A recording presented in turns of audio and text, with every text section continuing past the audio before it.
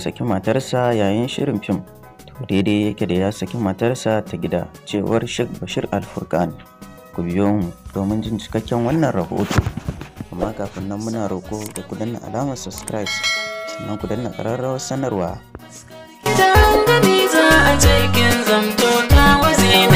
Ɗaya daga cikin manya-manyan malaman addinin musulunci da ke jihar Kano, Sheikh Dr. Bashir Aliyu Umar Al-Furqan, ya yi fashin baki game da yin sakin aure a cikin wasan kwaikwayo ma'ana fim.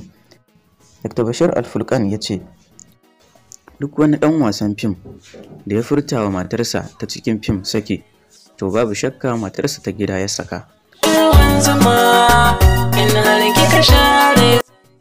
Babban shehin malamin ya ce babu wasa a cikin sakin aure.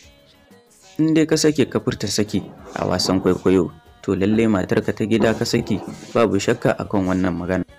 Malam Bashir Aliyu ya tabbatar da hakan ne lokacin da yake gudanar da karatu a masallacin Al-Furqan, kunshe cikin wani faifan bidiyo da wata gidan jarida ya mallaka.